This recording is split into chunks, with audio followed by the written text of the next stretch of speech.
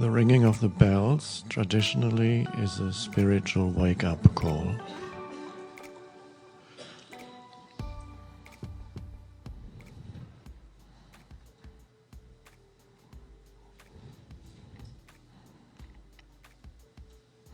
Preceded usually by the alarm clock.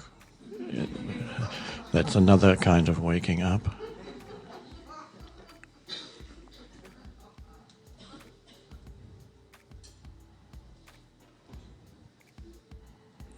As we are speaking of waking up, I hope the people in Austin and Hollyhock are fully awake also.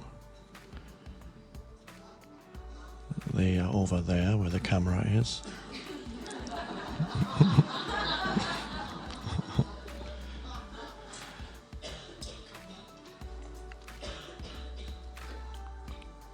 I'm sorry you have to get up so early. But you're here.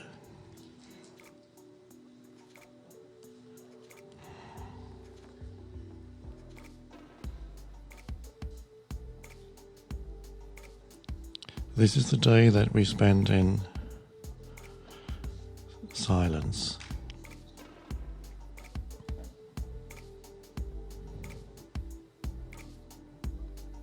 Except for this person up here. Well, not really.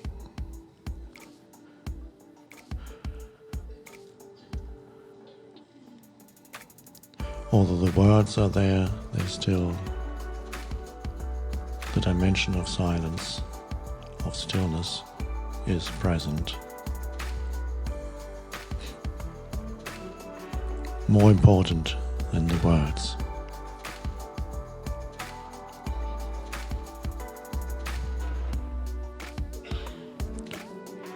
So if you can be attentive to both the words and, more importantly, that which is between the words, which to the mind is nothing. And indeed it is no thing. And yet it's an energy field.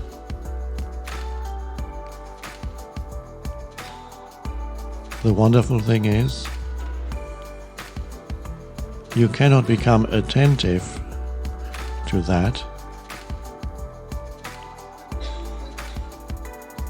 without the same field of stillness being activated within you.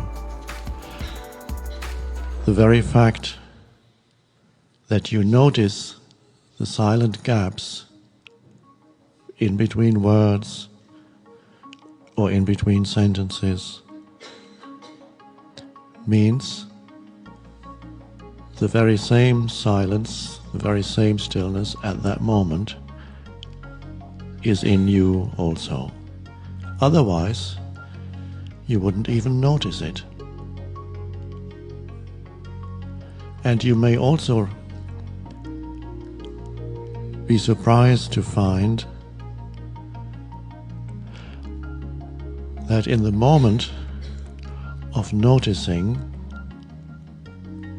the silent gap, you are not thinking.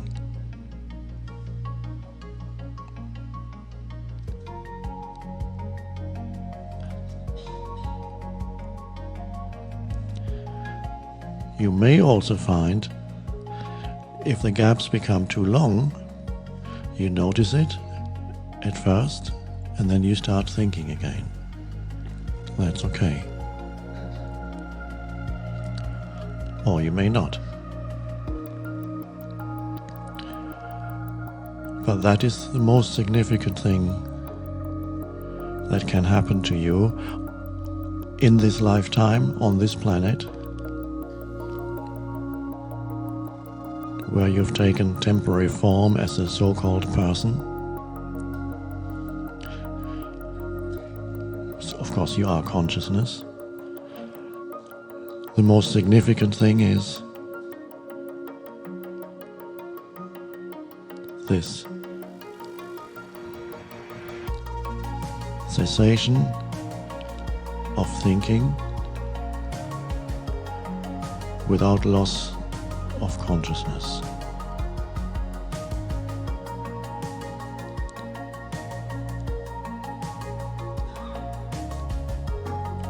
From our normal perspective, the perspective of the normal everyday mind, the perspective of thought, it looks like there's nothing there.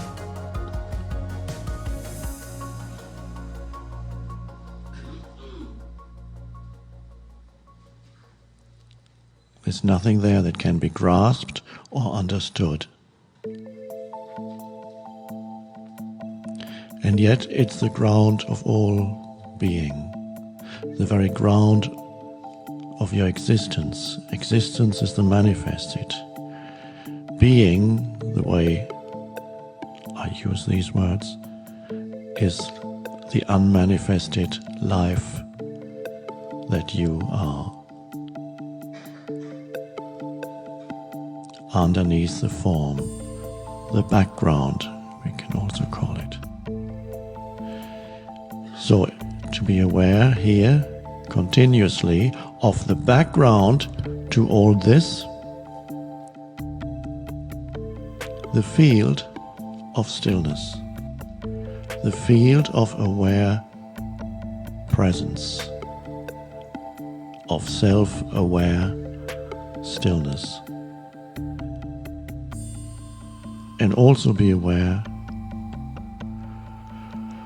of that which arises in the stillness: words, sense perceptions, bodily sensations.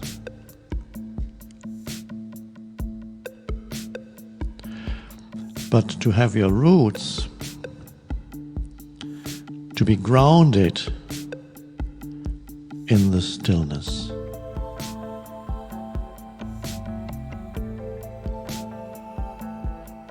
And here, all you have to do is be aware of the gaps between the words. Now there's something that cannot be manufactured, something that needs already to be there in you, a readiness, the ability even to be aware of the gaps. We could call that ability alertness. And that's the true meaning of waking up out of the dream of thought, of being identified with a continuous stream of thought.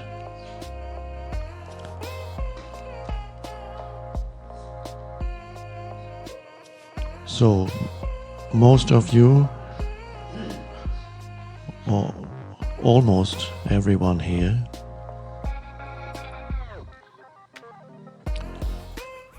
has this ability already. There's enough presence in you so that you can notice, be aware of the silent spaces. And in that awareness, the awareness of the silent space, really, what is a silent space? It's the absence of something. Where before there was a word, the word has returned, the sound has returned into nothingness. Before there was something, now there is nothing. So this, what is the silent space? It's the absence of something, of the thingness of life.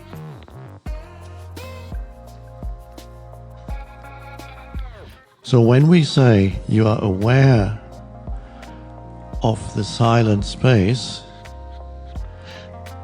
it's a strange way of putting it. It works as a pointer, but what does that really mean? You are aware, first you're aware of a word, your attention is on the word, then the word disappears. And it is not replaced by inner words arising in you, because attention remains. The word disappears,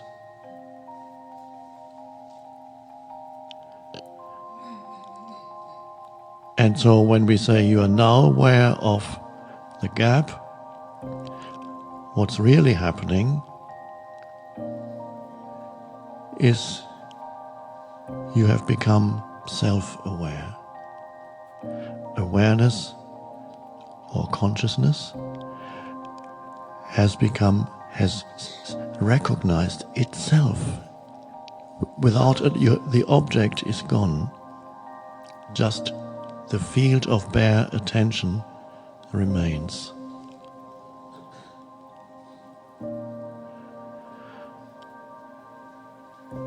And that is a realm also of great peace. The silent peace that's always there in the background.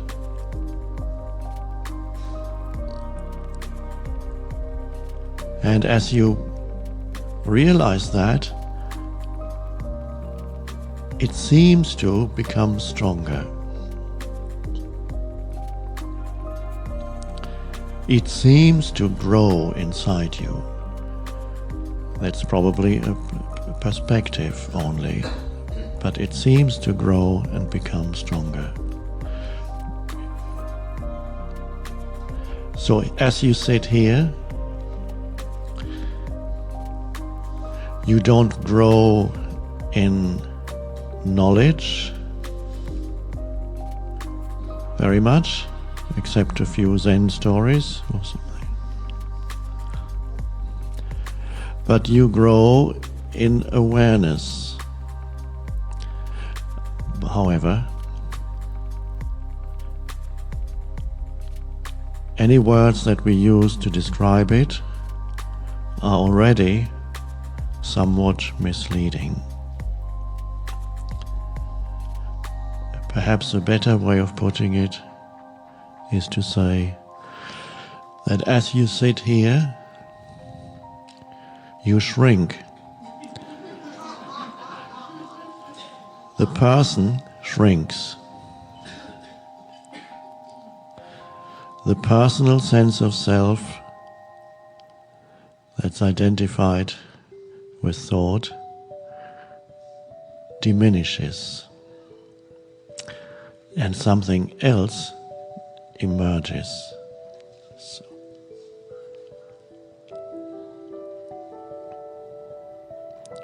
And so I've pointed out before, maybe not here, this is not a personal development group.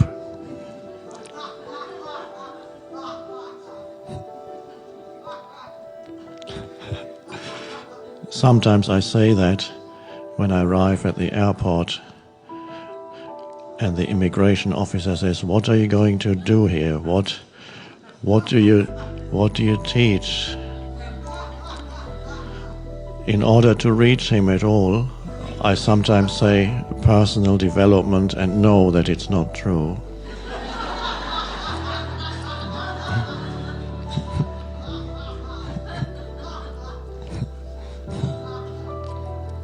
But if I said personal shrinkage,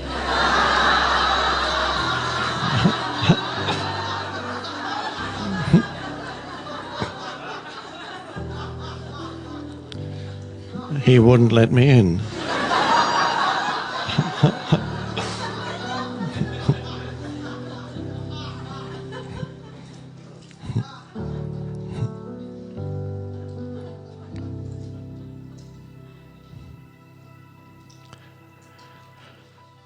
No, the person remains, but what gradually happens is there comes a shift.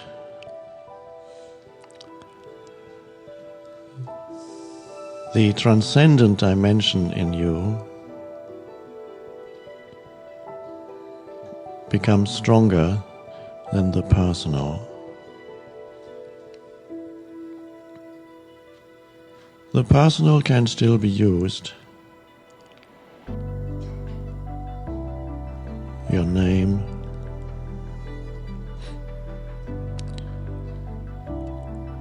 the conventions that are to do with the way of interacting with others.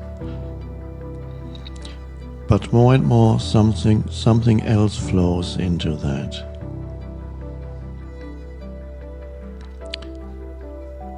And we could call that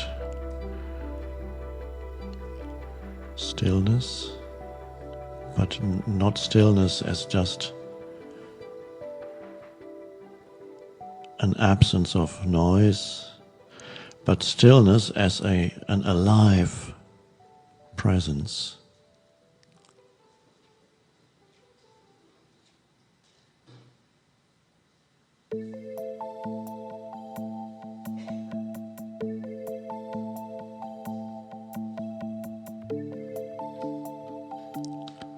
So stillness flows into your sense perceptions.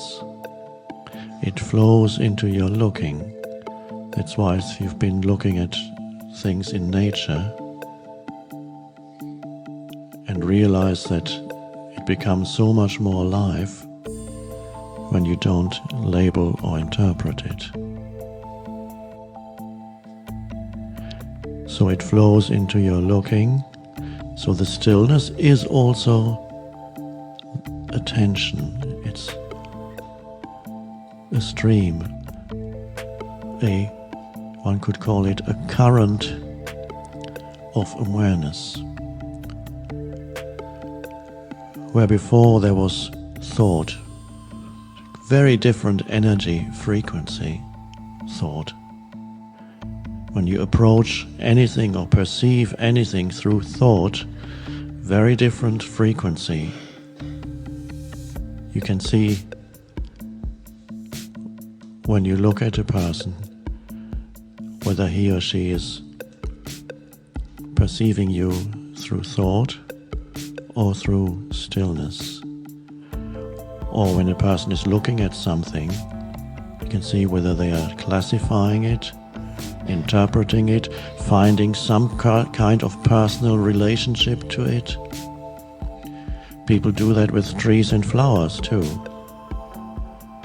Some people have the compulsion to pick flowers because they need to enter into a personal relationship with the flower, not realizing that they could be in a much deeper relationship if they went beyond the personal that says, I would like to have that.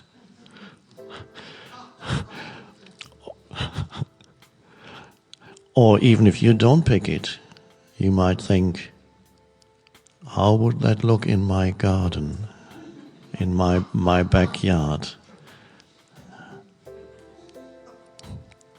Or have some kind of comparison to it. Put it in some kind of comparative category. It's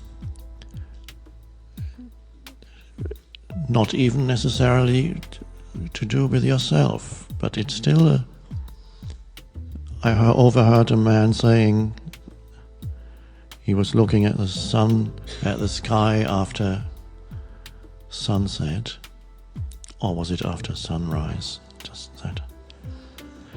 And he said to his companion, look at that Turner sky. Turner is a British artist who lived, I believe, in the 19th century, who painted beautiful paintings of light, sky, and just light. And finally, he was looking, but it also had to be compared to something. You can look more deeply if you don't classify and compare it to anything. And it is likely that Turner himself looked at the sky in the state of complete open presence, with reference to nothing else, not to another word, to a word, or anything else.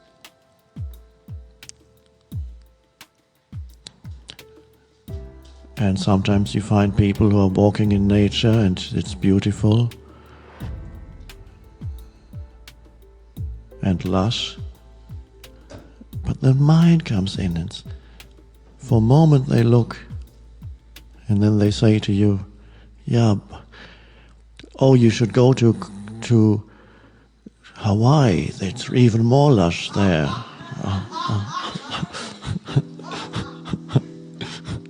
And then they start telling you about Hawaii while you carry on walking.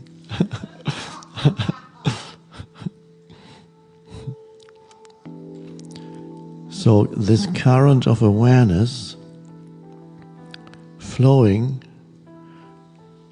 through you into your sense perceptions, your seeing, your hearing,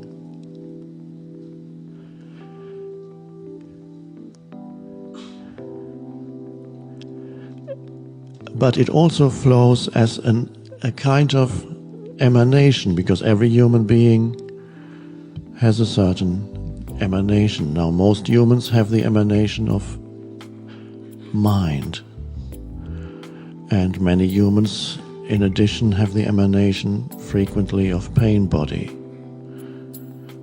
And many humans have a very nervous emanation, tense. Where's the next thing? They want to get to the next thing and at the same time feel threatened by the next thing that's going to come. So that's what they emanate with their whole being. And that's the entire civilization. To a large extent, big cities have that energy field that's generated by millions of people. There are certain other countries where at first it feels, there's less nervousness here. But then you realize they're actually, the energy field, although it may not be nervous, is a little sleepy. Instead of going beyond thought, they are drifting below thought. And so you tend to see lots of people sitting or lying around street corners in a state of semi-sleep. And yes, it feels, if you just arrived from New York, it feels great for a while.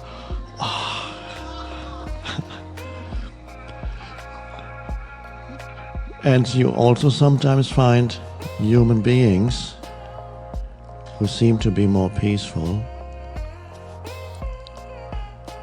And you yourself may find that in certain situations or conditions, you're not as nervous after a few drinks,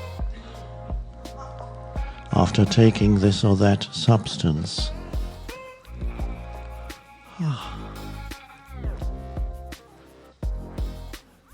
And it's great, is a glimpse of what it means not to be thinking, that's how alive you can feel. But in many of these cases, when you've taken a few drinks, yes, you're beginning to step out of thought and you feel better. Oh, that feels good, I must have another drink. Oh, let's have another. And before you know it, you're going towards unconsciousness and sleep. Yes, you have stepped out of the stream of thinking, but have stepped, one could say, in evolutionary terms, you're stepping back.